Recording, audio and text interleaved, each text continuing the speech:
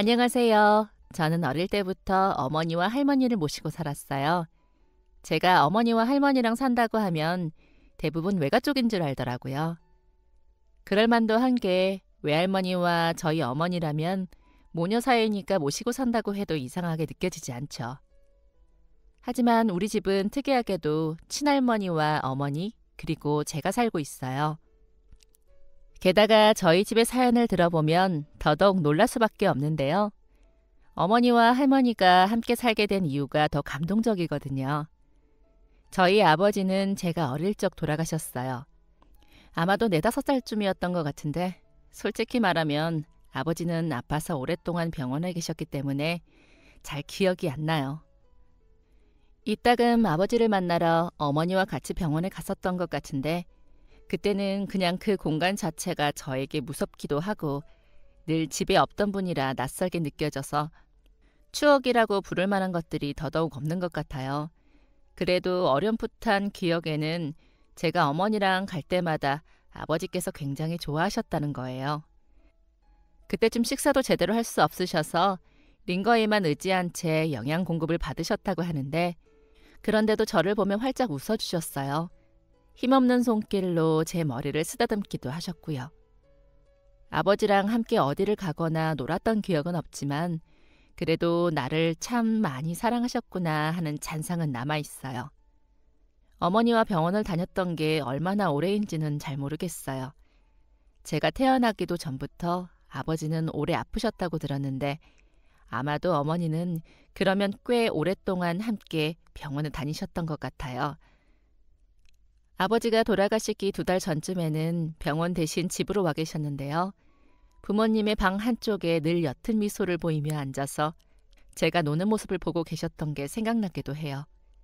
다만 그게 진짜 아버지에 대한 기억인지 아니면 그저 제가 만들어낸 상상이나 꿈인지는 헷갈려요. 그만큼 저는 아버지에 대한 기억이 잘 나지 않아요. 대신 할머니와 어머니에 대한 기억은 아주 또렷한데요. 아버지가 병원에서 퇴원해서 우리 집에 계시기 시작하면서 일을 해야 하는 어머니를 대신해서 간병과 육아를 도와주시기 위해 시골에서 오셨어요.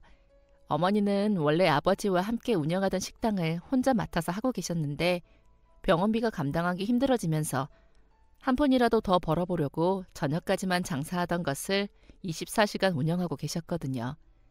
일하는 사람을 고용하면 그만큼 인건비가 더 들게 되니 본인이 직접 잠도 거의 못 주무시면서 식당을 나갔어요. 그런데 집에는 아픈 환자와 어린아이가 있으니 마음이 편치 않으셨을 거예요. 그렇다고 집에서 2사람을 돌보자니 당장 돈 들어갈 게 한두 푼이 아니라 그럴 수도 없었죠. 어머니는 어릴 때 일찍 부모님이 모두 돌아가시고 다른 형제들이랑은 뿔뿔이 흩어져 살아왔어요. 그래서 저는 태어나서 지금까지 어머니의 형제를 한 번도 본 적이 없어요. 그래서 달리 도움을 청할 곳이 없었는데 할머니가 시골에서 도와주겠다고 올라오시니 시어머니라는 불편함보다 감사한 마음이 훨씬 컸다고 해요. 그때 할머니가 아니었다면 자기 혼자서 아버지랑 저 그리고 식당까지 어떻게 해야 할지 앞이 막막했을 거라고요. 그러다 보니 어린 시절 제 대부분의 기억은 할머니와 함께한 거예요. 아버지 식사를 챙겨드리고 할머니와 앉아서 텔레비전을 같이 보거나 아니면 잡곡 같은 것에 잘못 들어간 종류를 골라내거나 편지 봉투 같은 것을 접기도 하고 양말에 클립 같은 것을 끼우기도 했어요. 할머니 역시 일찍 남편을 떠나보내고 혼자서 자식을 키우던 분이었기에 생활력이 정말 남달랐거든요. 그러다 보니 잠깐 우리 집에 계시면서 아버지의 간병을 해주시면서도 한 푼, 2푼 소일거리라도 돈이 되는 일을 어디서 잘 받아오시고는 했어요. 어느 날 눈 떠보면 수건을 접고 있기도 하고 또 어느 날은 인형의 눈이나 코를 꿰매고 있기도 했죠. 자고 일어나면 매일 새로운 일들이 있었는데 저한테는 뭔가 게임처럼 느껴지기도 했어요. 아침마다 눈 뜨면 오늘은 어떤 미션이 있을까 설레면서 일어나기도 했죠. 어린이집도 유치원도 가지 않았던 저는 거의 혼자만 있던 집에 따뜻한 밥을 챙겨주는 할머니가 계시니 너무 좋았어요. 항상 외롭게 느껴지던 집이 이제는 더 이상 혼자처럼 생각되지 않았죠.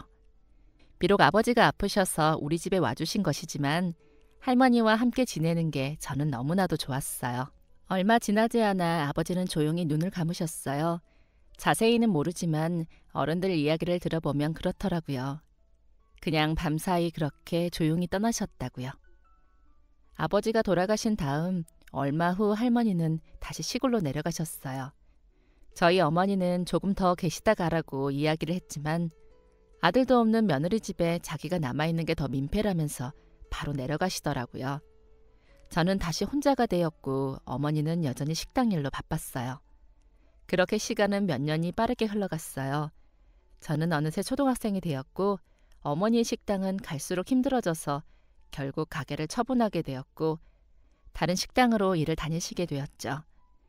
그동안 월세도 제대로 내지 못했던 터라 보증금도 다 까먹고 식당을 정리하면서도 돈이 남기는커녕 오히려 마이너스였어요. 그렇게 다른 식당으로 일을 다니시게 되었고 저는 학교가 끝나고 매일 혼자 집에 있었어요.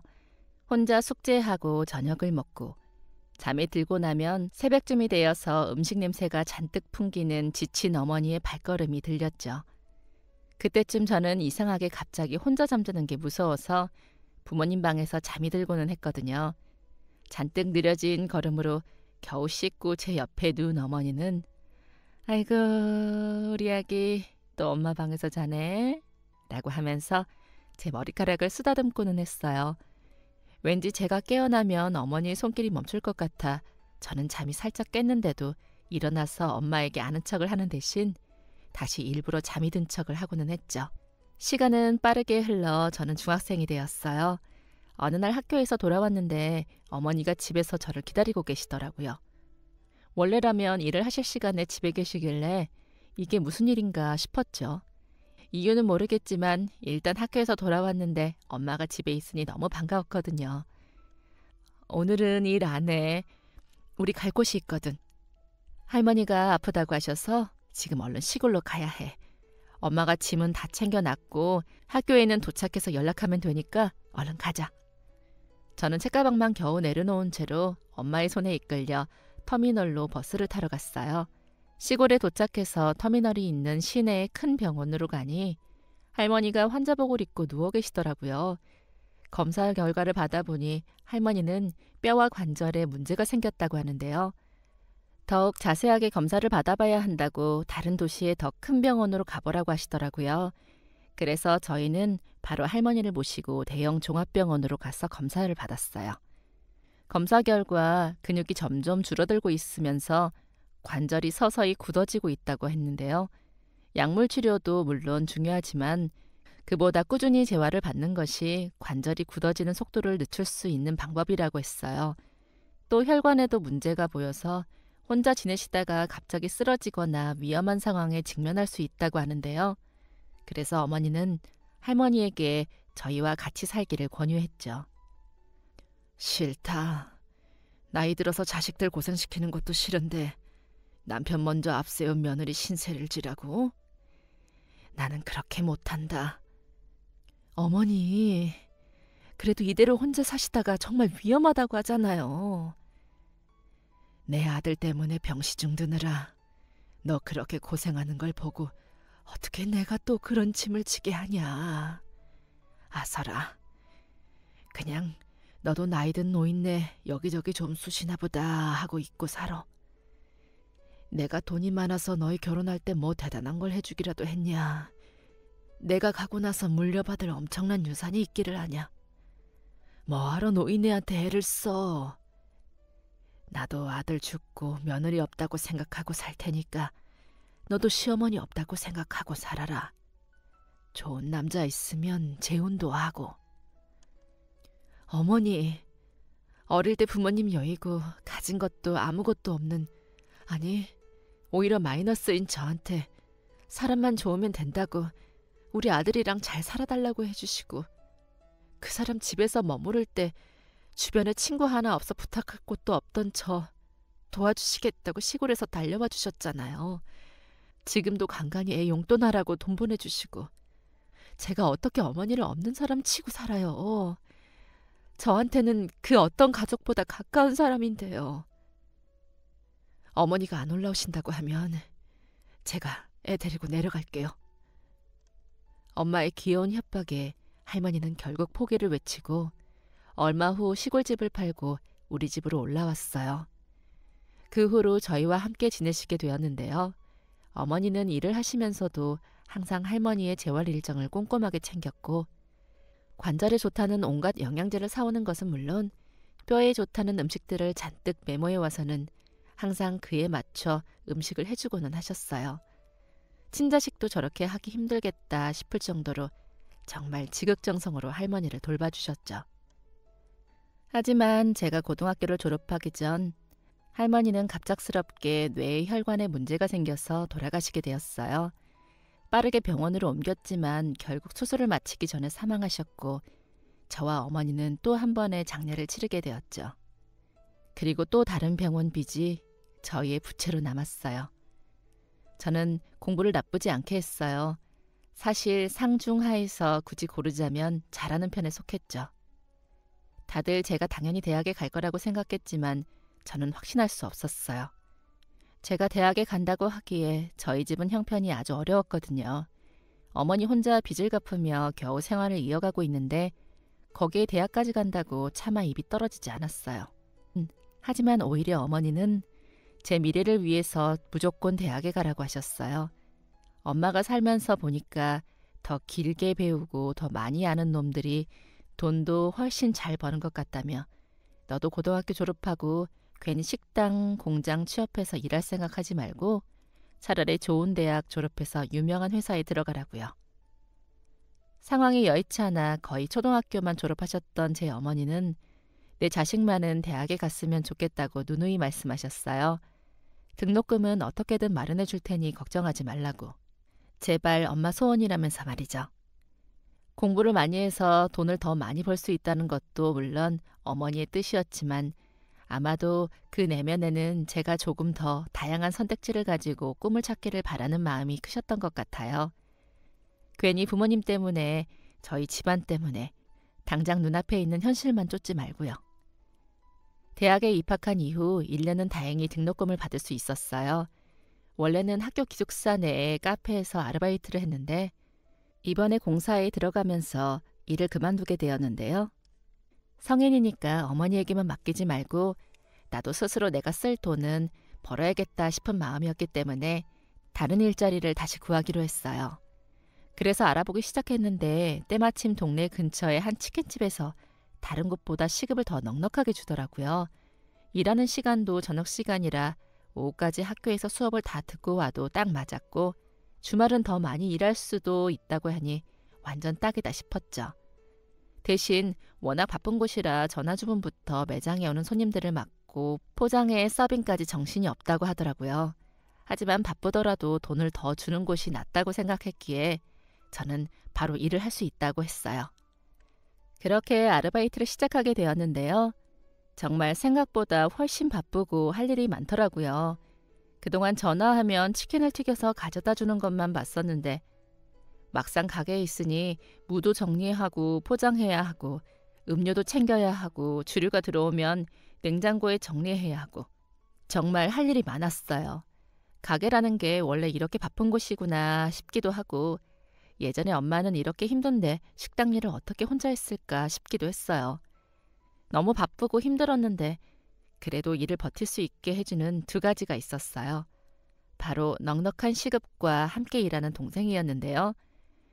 이번에 막 대학생이 되었다는 그 동생은 근처의 유명 명문대학을 다니고 있었어요. 저희는 만난 지 얼마 되지 않아서 바로 친해졌는데요. 둘 다 어려운 가정 형편에 한부모 가정이라는 공통점 때문에 더 빠르게 서로를 이해하고 친해진 것 같아요. 그 아이는 어릴 때부터 공부를 아주 잘해서 줄곧 해외의 명문대학을 희망했다고 하더라고요. 그래서 어려서부터 영어 공부도 열심히 하고 초등학교 때까지는 해외에서 살면서 학교에 다니다가 들어오기도 했다고 해요. 원래는 아버지께서 사업을 크게 운영하셔서 돈을 잘 버셨다고 하는데요. 집에 방이 몇 개인지 정확히 모를 정도로 엄청 부잣집이었다고 하더라고요. 그런데 어느 날 아버지가 해외 생활을 접고 한국으로 들어오라고 하셔서 왔는데 그 사이 회사 실적이 많이 나빠져 있었어요. 사업이 점점 힘들어지면서 그동안 누렸던 것들을 하나씩 잃게 되었다고 하는데요. 호화롭던 해외 생활에서 한국에 학교를 다시 다니게 되었고 넓은 마당에 궁궐 같던 공주님 방에서 작은 주택으로 이사를 했다고 하더라고요. 우리 공주님, 아빠가 미안해. 조금만 지나면 금세 다시 예쁜 방도 만들어주고 좋은 데도 많이 데리고 다닐 테니까 아빠 믿고 조금만 참아줘. 미안해 우리 딸. 하지만 아버지의 희망과 달리 상황은 점점 더 나빠져만 갔어요. 아버지의 사업은 규모를 줄이다가 더 이상 해결할 수 없는 상황에 이르게 되었는데요. 결국 큰 빚을 지게 되었다고 하더라고요. 아버지는 회생이 도저히 불가능해 보일 정도로 사업이 무너진 것을 보는 것도 힘들었지만 그것보다 오랫동안 키워온 자식 같은 회사가 눈앞에서 사라지는 것을 보고 아주 많이 힘들어하셨다고 해요. 한동안 깊은 우울증에 시달려서 아무것도 하지 못한 채 집에 계셨다고 하는데요. 그러다 보니 집에서도 자주 어머니와 다툼이 있었다고 하네요. 그렇게 집안은 어느새 살고 있던 작은 주택도 더 이상 부담할 수가 없어 더 작고 허름한 곳으로 이사를 하게 되었는데요. 문을 열면 바로 도로가 나오는 판잣집을 얻게 되었다고 하더라고요. 그 생활을 견디지 못한 어머니는 결국 가족들을 두고 집을 나갔어요. 편지 한 장 없이 어느 날 학교에 다녀와 보니 어머니가 짐을 챙겨서 집을 나갔고 그 후로 몇 번 집으로 전화해서 잘 지냈는지 소식을 물은 게 전부일 뿐 두 번 다시 만날 수는 없었다고 해요. 게다가 그 친구에게는 어린 두 동생까지 있었는데요. 아직 초등학생인 두 동생은 지방에서 건설 현장을 돌고 있는 아버지를 대신해서 그 친구가 오롯이 아이들을 돌보고 있더라고요. 같이 집안 사정이 어렵지만 저는 그래도 일하고 공부하고 하루를 빠듯하게 살면 그런 대로 지낼 수 있는데 그 친구는 그 사이에 어린 동생들까지 돌봐야만 했어요. 퇴근하고 집에 가면 아이들 숙제를 검사하고 다음날 가져가야 할 준비물을 챙기고 알림장을 확인한 다음에서야 자기 과제나 공부하고 잠드는 게 일과라고 해요. 대학 등록금에 생활비를 보태려고 아르바이트 하는 것도 모자라 어린 동생들까지 돌보다니 그냥 듣기에도 몸이 10개라도 부족할 것 같았죠. 그저 대단하다는 말 외에는 설명할 길이 없었어요. 저희는 1년간 같이 일을 하면서 굉장히 친해졌는데요. 워낙 사교성도 뛰어나서 저한테 친근하게 잘 대해주고 저 역시도 형제가 없어서 그런지 언니 하면서 사근사근 대해주는 그 아이가 좋더라고요. 게다가 일도 얼마나 잘하는지 함께 일하는 시간 동안은 단체 주문이 들어오거나 스포츠 경기 때문에 주문 전화가 빗발치고 홀이 꽉 차도 저희 둘이면 일당백으로 해낼 수 있었어요. 워낙 일을 잘하다 보니 주방에서도 다들 최고의 콤비라며 칭찬하고 사장님도 항상 근무 시간표를 저희 두 사람을 가장 바쁜 시간에 같이 넣으려고 하셨죠. 그렇게 가장 바쁜 시간에 함께 일하면서 전우애를 쌓아서인지 같이 일하는 사이라고만 설명하기에는 우정이 남달랐는데요. 제가 이 친구에 대해서 유독 더 애정을 느끼는 또 다른 이유가 있었어요. 비가 많이 오던 어느 날 식당에서 일을 마치고 집으로 돌아오던 어머니는 빗길에 넘어지는 사고를 당했는데요. 너무나 다행히도 크게 다치지는 않았지만 손목에 금이 가서 한동안 한쪽 팔을 아예 사용할 수가 없었어요. 그랬더니 이 이야기를 들은 친구가 다음날 저녁부터 저에게 도시락을 잔뜩 싸왔더라고요. 이게 뭐야? 언니, 어머니 손목 다치셨다며. 게다가 언니 학교 수업에 일하느라 밖에 오래 나와 있으니까 어머니 혼자 집에서 식사 챙기기가 어려울 것 같아서 간단하게 데워 먹을 수 있는 거로 이것저것 만들어봤어. 내가 음식을 엄청 잘한다고 하기는 그런데 그래도 혼자 지내면서 애를 챙기고 이것저것 하다 보니까 먹을 만한 정도야. 아마 어머니 솜씨에는 따라가기 힘들겠지만 그래도 식사를 못 하시는 것보다 낫지 않을까 해서. 받아든 도시락을 열어보니 작은 용기에 각종 야채볶음과 나물 반찬부터 시작해서 장조림에다가 계란말이 그리고 밥을 냉동해서 먹을 수 있도록 여러 개를 싸왔더라고요. 국도 얼려두었다가 녹여서 먹으라고 팩에 담아서는 아이스팩에 넣어왔는데 딸인 저도 이런 생각을 하지 못했는데 너무 감동했어요. 사실 저는 어머니가 요리를 못하시니까 간단하게 드실 수 있게 밥을 잔뜩 해두고 인스턴트 카레, 짜장, 라면만 장을 봐두고 왔었거든요. 혹시 부족하거나 드시고 싶은 거 있으시다고 하면 언제든지 말해줘. 아니면 언니가 먹고 싶은 것도 좋고. 내가 요리책이라도 찾아서 만들어 올 테니까. 어머니 뭐 좋아하실지 몰라서 그냥 우리 집에서 자주 먹는 반찬들로 만들었거든. 평소 애들 먹는 거라 입에 안 맞으실 수도 있어. 직접 찾아뵙고 해드리는 게 더 좋겠지만 학교랑 아르바이트랑 동생들까지 있어서 아쉽지만 이거라도 받아줘. 이렇게까지 하지 않아도 되는데. 고마워. 정말 고마워. 나도 우리 엄마한테 이렇게 못해줬는데 정말 고마워. 정말. 그 일이 있고 난 뒤 제 마음속에서 그 친구는 정말 세상에 하나뿐인 유일한 친구가 되었어요. 비록 나이는 1살 차이 나지만 그 애의 깊은 생각과 마음은 어쩌면 언니인 저보다 더 대단할 때가 많더라고요. 동생들을 돌봐서 그런지 저보다 훨씬 어른스럽게 느껴질 때가 많았어요. 그리고 그럴 때면 동생이지만 굉장히 의지가 되고는 했죠. 저희는 같은 동료로서뿐만 아니라 친구로서도 굉장히 좋은 사이였어요. 계속 함께 일하고 싶은 마음이 컸지만 너무나 아쉽게도 저에게 더 좋은 제안이 들어왔어요.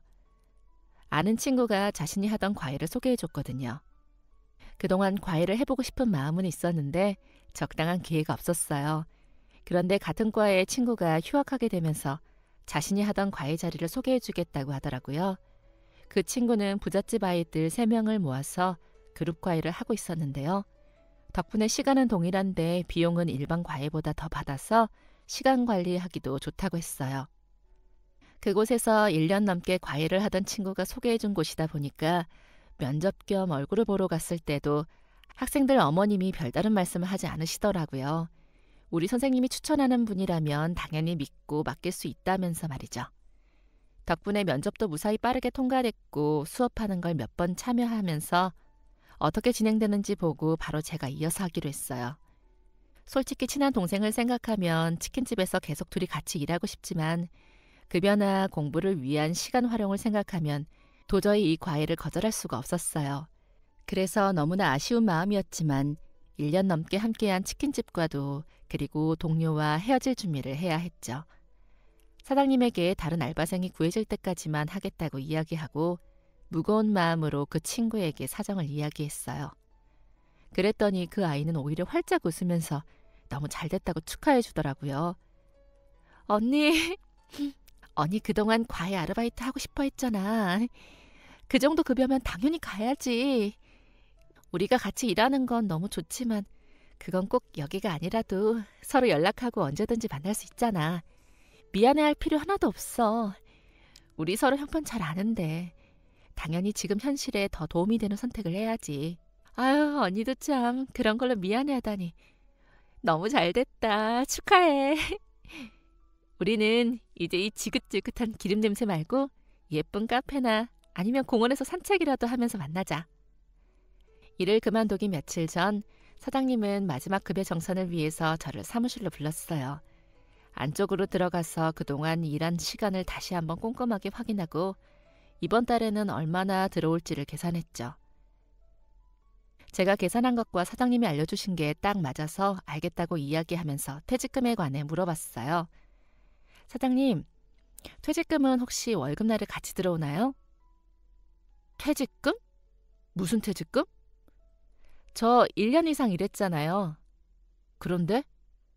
그런데라뇨. 1년 이상 근무했으니까 퇴직금 지급해 주는 거 아닌가요? 아니, 얘 좀 봐라. 요즘 애들은 아무튼. 야, 너 알바 주제에 무슨 퇴직금이야. 지금 일부러 네 사정 생각해서 이번 달 월급도 말일에 안 주고 너 그만두는 날 입금해 주겠다고 하는데 퇴직금? 머리에 피도 안 마른 게 그저 어디서 돈 나올 때 있나 아주 혈안이 돼서는 퇴직금 같은 소리 한다. 월급이라도 빨리 받고 싶으면 헛소리 하지 말고 나가서 일이나 마저 해. 사장님이 갑자기 호통을 치시는 바람에 너무 당황해서 그냥 사무실을 나와버렸어요. 그 자리에서 바로 받아쳤어야 하는데 저도 모르게 기에 눌려서 자리를 벗어나게 되더라고요. 그리고 나오자마자 아차 싶었어요. 여기서 이렇게 물러서면 절대 돌려받을 수 없겠다는 생각이 들더라고요. 하지만 사장님을 설득하기 위해서는 더 명확한 근거가 필요하다고 생각했어요.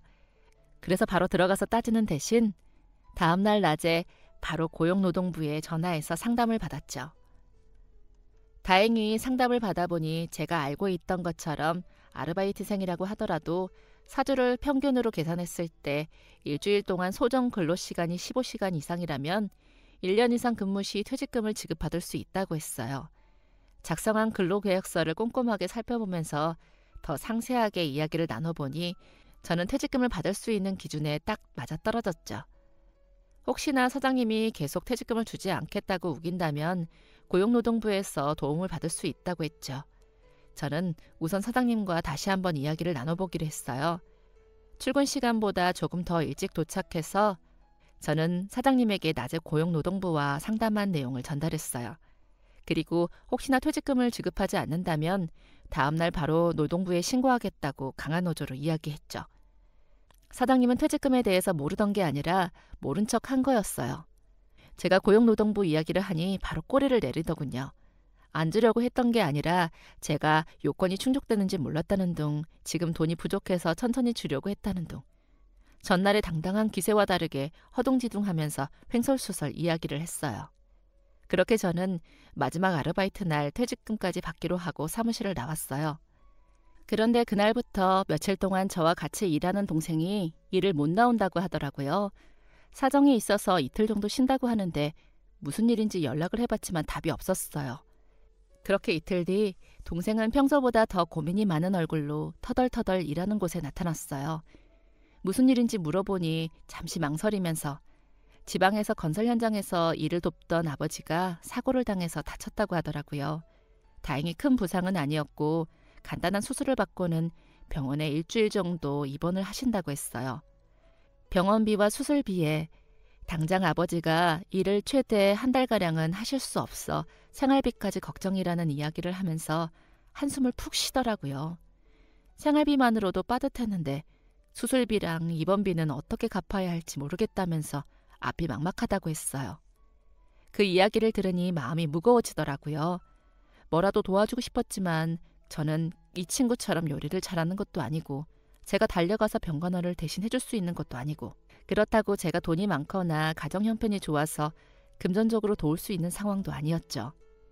저희 어머니가 아팠을 때 큰 도움을 받았기에 어떻게든 도움을 주고 싶었는데 방법이 없었어요. 원래도 어린 두 동생을 돌보며 빠듯하게 생활하고 있었는데 갑자기 이렇게 큰 병원비가 들다니 제 입장이라고 생각해도 아찔했어요. 그때 제 퇴직금이 생각났어요.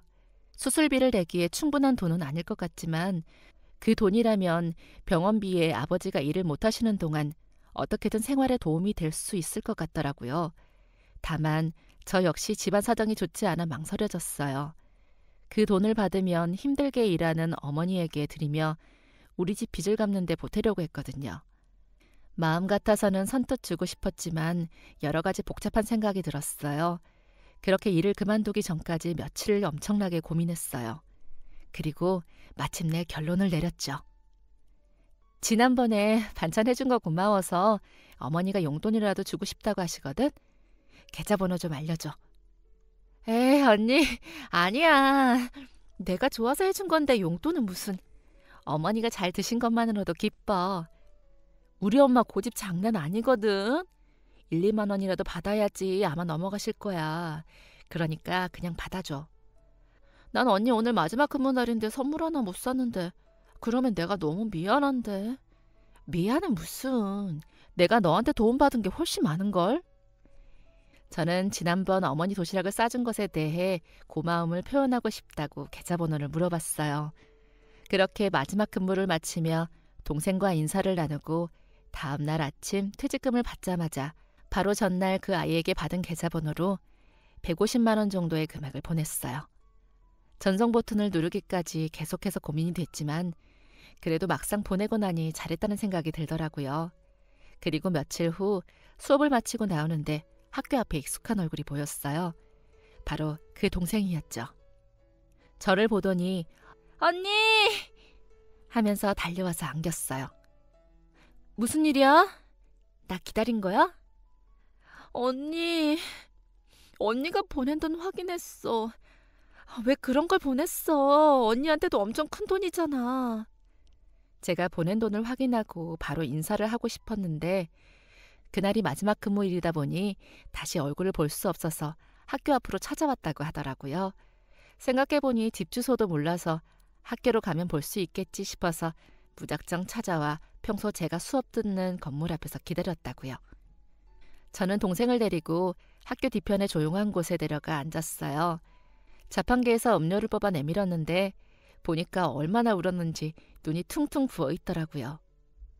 왜 그랬어? 왜? 이렇게 큰 돈을. 언니한테도 꼭 필요한 돈이잖아. 그런데 왜 나한테? 왜? 미안해. 언니한테 돈 받으려고 아빠 이야기했던 건 아닌데 돈 다시 돌려주려고 현금으로 뽑아왔어. 그러니까 가져가. 이걸 또 뭐하러 뽑아왔어? 너도 참. 나한테도 물론 큰 돈이지만 지금은 너에게 더 필요하잖아. 우리 집은 이제 엄마도 다 나아서 일 다시 시작해서 생활비 때문에 걱정할 정도는 아니야. 그런데 너희는 아버님이 일도 못하시고 갑자기 목돈까지 들어갔잖아. 어린 동생들까지 있는데 네가 얼마나 힘든 상황인지 눈에 선하더라. 어떻게든 도와주고 싶었어. 내가 돈이 더 많았다면 훨씬 크게 도와줄 수 있었을 텐데 이 돈은 그냥 너 해. 받아서 잘 쓰고 나중에 기회가 되면 갚을 날이 오겠지. 그리고 우리 엄마 다쳤을 때 네가 어떻게 해줬는데. 내 주변에서 아무도 나랑 엄마한테 그렇게 잘해준 사람이 없었어. 나한테 너는 친동생이나 다름없고 여기서 일하면서 널 만난 게 나한텐 가장 값진 인연이야. 그러니까 그냥 받아줘. 언니 미안해. 미안해. 뭐가 미안해. 이럴 때는 그냥 고맙다고 하면 되는 거야. 고마워. 고마워 언니. 이건 내가 꼭 갚을게. 꼭 몇 배로 이자까지 해서 갚을게. 미안해. 아니, 고마워. 저희 두 사람은 벤치에 앉아 서로를 부둥켜 안으며 한참을 울면서 미안하다는 것과 고맙다는 말을 반복했어요. 그렇게 둘이 함께 엉엉 실컷 울고는 다시 인사를 나누고 헤어졌죠.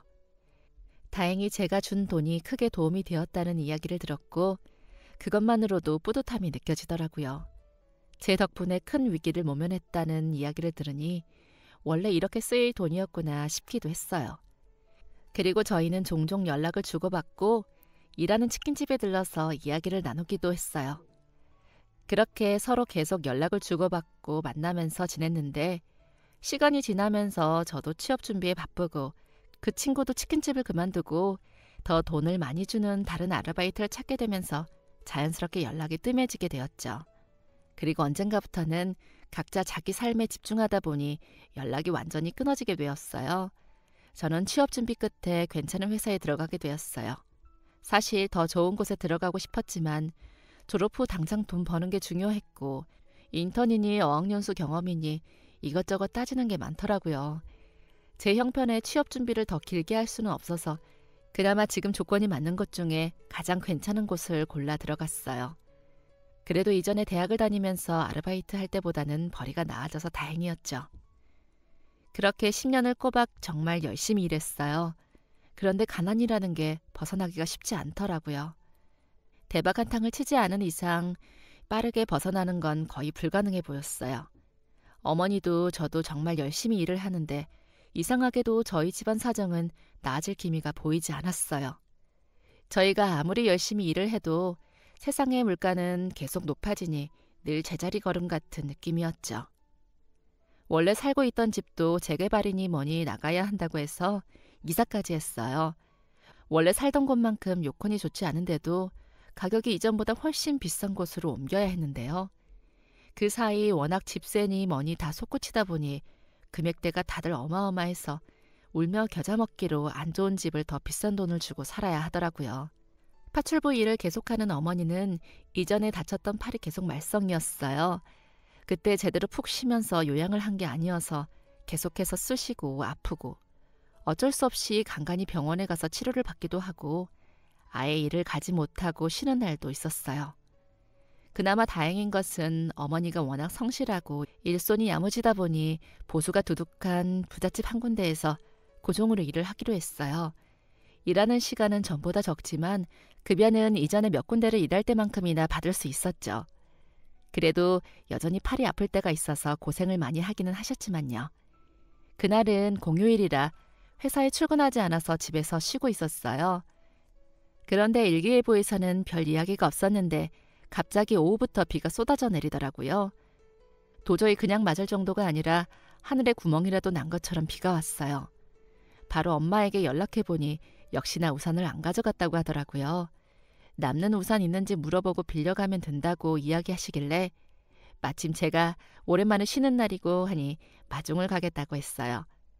오랜만에 같이 집에 들어오면서 엄마가 좋아하는 시장 칼국수집에 들러서 밥도 먹고 오자고 하면서 말이죠. 일하는 곳에 주소를 받아서 찾아가는데 동네가 입구에서부터 엄청 비싸 보이는 집들이 가득하더라고요. 높은 담벼락으로 둘러싸여 있는데 안쪽에는 넓은 마당도 있는 것 같고 어떤 집은 건물이 2, 3층이나 되는 주택이었어요. 종종 텔레비전에서만 보던 비싼 자동차가 지나가는데 집 앞에 멈춰서니 운전하는 기사분이 내려서 문도 열어주고 우산도 막 씌워주더라고요. 영화에서만 보던 장면들이라 너무나 신기하게 느껴졌어요. 그리고 어머니가 보내주신 주소 앞에 딱 섰는데 그 집 앞에도 엄청 비싸 보이는 자동차가 멈춰 섰어요. 저는 차를 피해서 살짝 대문 옆으로 비켜 섰어요. 때마침 어머니가 대문 옆에 작은 문을 통해 밖으로 나왔고 저는 우산을 씌워드리면서 뒤돌아서서 길을 가고 있었죠. 그런데 그때 뒤에서 누군가가 저를 불렀어요. 처음에는 빗소리 때문에 잘못 부른 건가 싶었는데 정확하게 제 이름을 부르더라고요. 그래서 뒤돌아보니 차에서 내린 한 여자분이 우산도 내팽개친 채 뛰어오고 있더라고요. 어머, 아가씨! 어머니는 아는 사람인 듯 옆에서 깜짝 놀라며 그 여자를 불렀어요. 그러면서 몇 걸음 뛰어가 얼른 그 여자 머리 위에 우산을 씌워주는데 뒤에서도 일하는 분들인지 너도 나도 우산을 들고 뛰어오고 있었죠. 얼마나 심하게 뛰었는지 어머니 우산 밑에서 숨을 가쁘게 몰아쉬면서 고개를 푹 숙이고 있던 여자는 주저앉을 것처럼 휘청거렸어요. 저는 얼른 한 손으로 그 여자를 잡아서 부축했는데 그때 얼굴을 딱 마주치게 되었죠. 너, 언니! 제가 10년도 전에 아르바이트 할 때 친하게 지냈던 동생이었어요. 1년 넘게 일해서 받았던 퇴직금을 주었던 바로 그 동생 말이죠. 10년 사이 무슨 일이 있었는지 그 애는 엄청 고급스러워 보이는 정장이랑 한눈에 봐도 비싸 보이는 귀걸이와 목걸이를 하고 있었어요. 뒤에서 뛰어오는 사람들은 너도 나도 우산을 씌워주며 아가씨 괜찮으세요? 비 맞으면 감기 걸려요. 왜 그렇게 뛰어가셨어요? 하면서 걱정스러운 말투로 그 애의 주변을 감쌌죠. 이게 다 무슨 일인가 싶었어요. 그 애는 활짝 웃으며 저를 꽉 안더니 급한 일이 있는 게 아니라면 안으로 들어가서 이야기를 나누자고 제안했어요. 저는 얼떨떨한 얼굴로 어머니와 함께 어머니가 일을 마치고 나왔던 커다란 저택으로 들어갔죠. 안으로 들어가니 밖에서 보던 것보다 집이 훨씬 큰 것 같았어요. 걸려있는 그림들도 굉장히 비싸 보이고 안에 있는 가구들도 엄청 고급스럽더라고요. 그 애를 따라 저희 집보다 큰 거실에 앉으니 일하는 분들이 따뜻한 차랑 과일, 디저트를 가지고 나왔어요.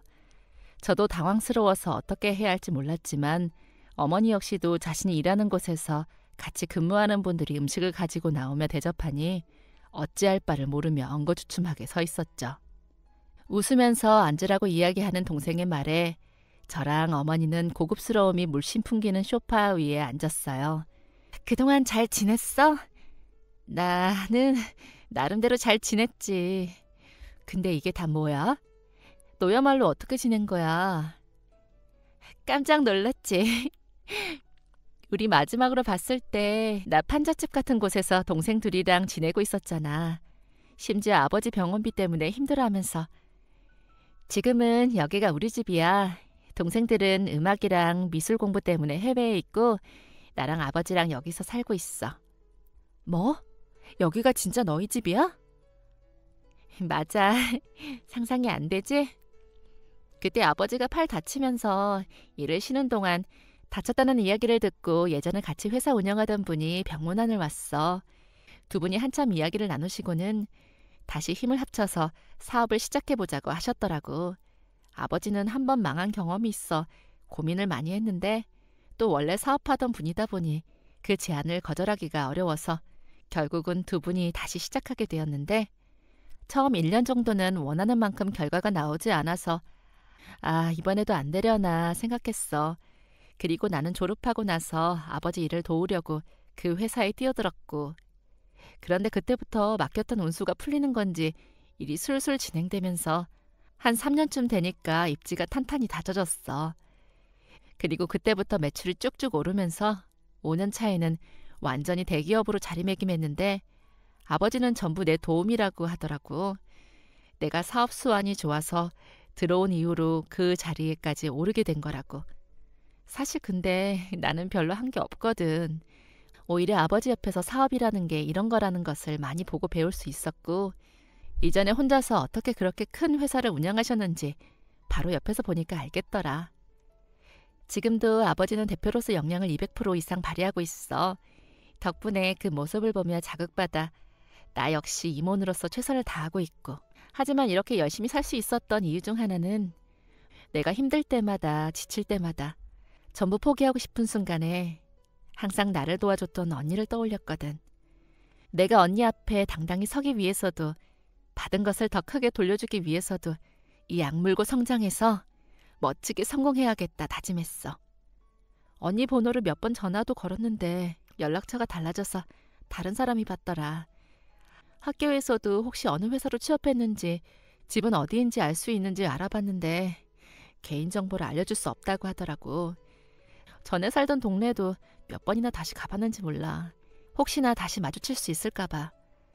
그런데 여기서 이렇게 만나다니. 언니 어머니가 우리 집에서 일해주시던 분이라니. 항상 언니 생각하면서 너무나 다시 만나고 싶었는데 이렇게 만날 수 있게 되어서 얼마나 잘 됐는지 몰라. 언니 고마워. 정말 고마워. 그때 언니가 우리 가족에게 얼마나 큰 힘이 되었는지 몰라. 고마워. 정말 고마워.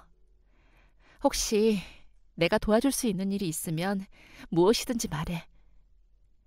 아니야. 난 네가 이렇게 잘된 모습만 봐도 너무 기뻐. 나도 취업 준비하느라 바빠서 연락이 뜸해졌지만 그래도 마음 한쪽에서는 항상 너를 생각했어. 어디서든 무슨 일을 하든 네가 잘 살았으면 좋겠다고 항상 응원했거든.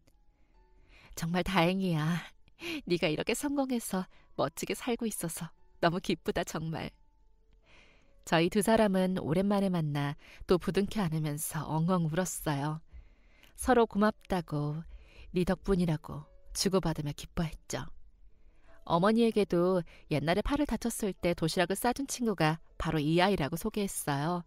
어머니는 깜짝 놀라면서 그때 너무 맛있게 잘 먹었다고, 어쩌면 그렇게 요리까지 잘하냐고 감탄을 하셨죠. 우리 딸도 라면만 사두었는데 어떻게 도시락을 싸줄 생각을 했어요? 너무 대단하다 정말. 며칠 내내 라면만 먹나 걱정했는데 그때 덕분에 식사도 맛있게 잘했어요. 그날 저녁까지 대접받고는 기사님이 직접 태워주시는 차를 타고 집으로 돌아왔어요. 다시 연락처도 주고받고 앞으로 자주 보자며 인사를 나눴죠. 그로부터 얼마 후 동생으로부터 만나자는 연락이 왔어요. 맛있는 걸 사주고 싶다는 이야기에 나갔는데 단순히 식사만 하는 자리가 아니더라고요. 밥을 먹으면서 동생은 지금 하는 일이나 회사 연봉 등등 제가 다니고 있는 회사에 관련해서 이런저런 것들을 물어봤어요. 처음에는 얘가 왜 이런 걸 물어보나 싶어서 긴장했는데 식사의 마무리쯤 하려던 이야기를 꺼내더라고요. 언니, 혹시 우리 회사로 올 생각 없어? 지금 다니는 곳이 언니 능력에 비해 너무 부족한 곳인 것 같은데?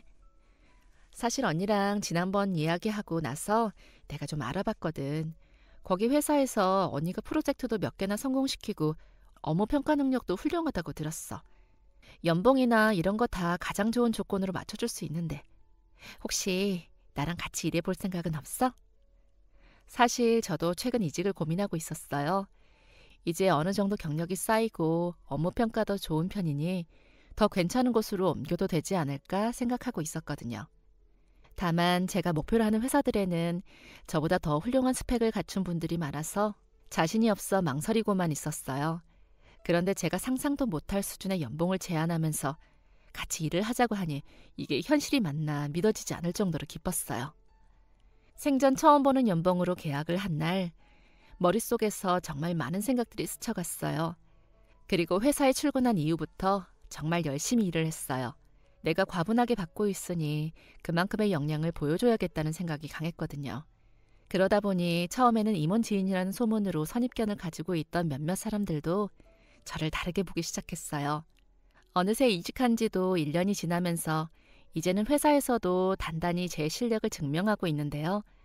전세이자 대출이 가능해서 어머니와 집도 깨끗한 곳으로 이사하게 되었어요.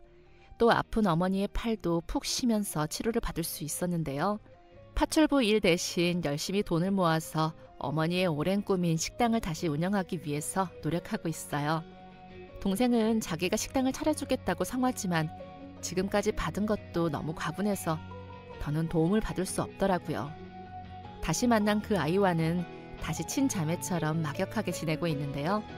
답답했던 현실에서 한 걸음 더 성장할 수 있도록 도와준 동생에게 정말 고맙다는 인사를 전하고 싶고 앞으로도 서로 도와가며 멋지게 살자고 이야기하고 싶네요. 지금까지 사연 들어주셔서 감사합니다. 사연이 재밌으셨다면 구독과 좋아요 부탁드려요. 감사합니다.